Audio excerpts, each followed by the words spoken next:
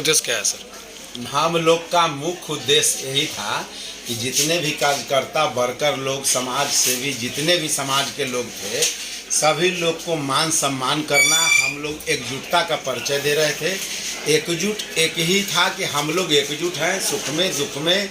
मेरा mission no commission, मेरा mission no commission. यही उम्मीद है कि हमेशा किसी प्रकार का कोई नक्शा हो, वृद्धा पेंशन हो, कोई भी पैसा हम लोग 1 रुपया गरीब से या अमीर से नहीं लेंगे। हम लोग सिर्फ सेवा के भाव से काम करेंगे। इसी बीच में अपार जनता का समर्थन मिला, अपार कार्यकर्ता पूरे नगर परिषद 31 वार्ड से, क्षेत्र से सभी लोग, माननीय लोग, मजदूर, किसान, गरीब, सभी लोग जुटे और एकता का परिचय दिया। आज कोर्ट के द्वारा सर नियम चेंज किया क्या लगता है? अगर फिर से अति पिछड़ा या जनरल किया जाए तो फिर से किसको खड़ा करने का निर्णय ले रहे हैं आप लोग? कोर्ट का निर्णय का हम स्वागत करते हैं। कल भी न्यायालय का नया निर्णय आएगा, उसका भी स्वागत करेंगे। और जो निर्णय आएगा उसी के बीच में पूरे समाज को बैठा के हम लोग उम्मीदवार को चयनित करेंगे।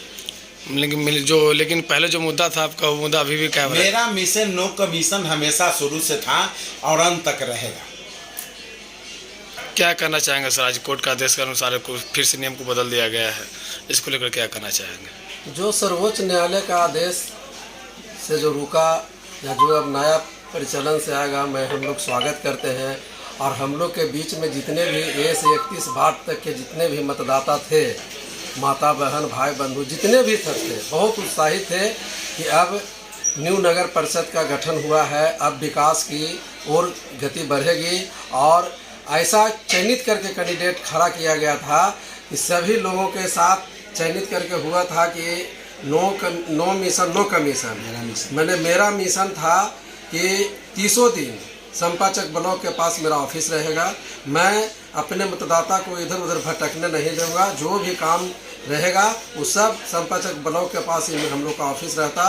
और जितने भी 1 से 31 मैंने वार्ड तक के जितने भी जनता मतदाता सब थे, वो हम लोग के पास आते और उन लोग के सुनिश्चित ढंग से हम लोग विकास का काम आगे की ओर बढ़ाते। यानी आप लोगों को कहने का मतलब था कि भ्रष्टाचारियों को खत्म करने का पूरा भ्रष्टाचारियों को एकदम खत्म करना था। ब्लॉक से लेके शिक्षा से लेके जितना भी, मैंने आज सबसे ज़्यादा तो देख ही रहे थे कि जल जमाव का इतना बड़ा कारण है कि लोग कितना भर जांग में माता बहन बेचारी निकलती हैं। हम लोग उस सब मिशन लेके चले थे कि सब जो भी आएगा उसका भी स्वागत करके हम लोग फिर एक मन से आप लोग से राय लेकर फिर उम्मीदवार को चयनित करेंगे। मेरा तो अंतरात्मा यही कहता है कि अभी भी कपिल कुमार चंद्रवंशी जी पिछड़ा वर्ग भी आरक्षण आएगा और इन्हीं को हम लोग मैदान में उतारेंगे और भारी से भारी मतों से विजय बनाएंगे।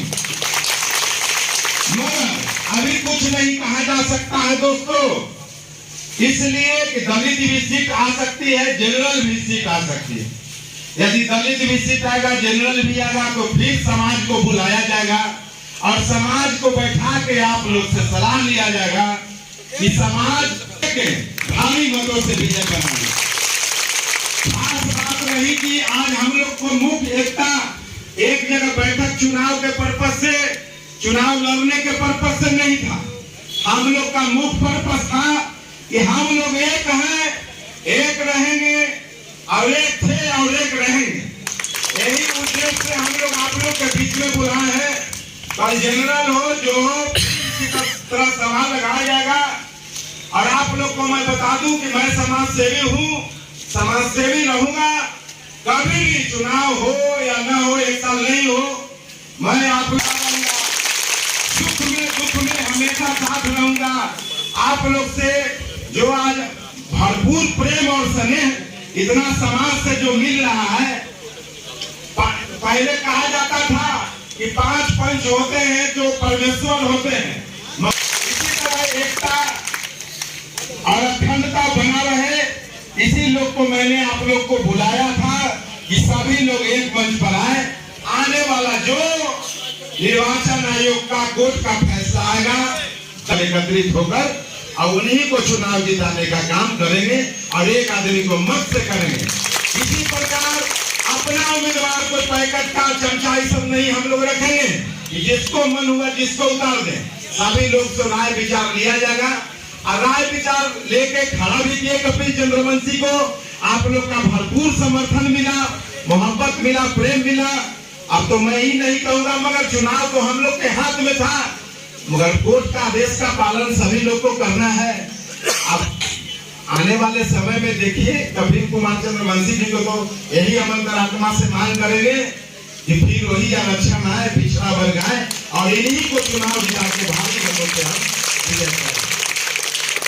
बहुत लोग न्यायालय और सरकार की जो नियम कानून है उनको मैं भी उल्लंघन नहीं करता हूँ, लेकिन जो सरकार की है चलिए उनका पालन हम लोग को करना ही है। लेकिन आने वाले समय में हम लोग एकजुट हुए हैं, इसलिए एकजुट हुए हैं कि कल आने वाले समय में जो भी सरकार अति पिछड़ा जो भी सीट दे उस पर हम लोगों का गार्जियन लोग फिर एकत्रित होंगे। हम लोग एकत्रित करके गार्जियन लोग को बुलाएंगे और बुला करके वैसा ही कैंडिडेट को हम लोग चुने जाएंगे कि जो समाज में, जैसे राम कुमार भैया बोले कि किसी तरह का मनोबल को हम लोग ऊंचा नहीं रखेंगे, हमेशा सर को ऊंचा उठाए रखेंगे, ताकि हम लोग के 300 गांव के जितने भी गार्जियन है, मैं वोट का कर्ज बहुत कम ही मतदाता चुका पाते हैं। वो इतना बड़ा ऋणी है कि किस जन्म में आप चुकाइएगा उसका कोई वर्णन नहीं कर सकता है।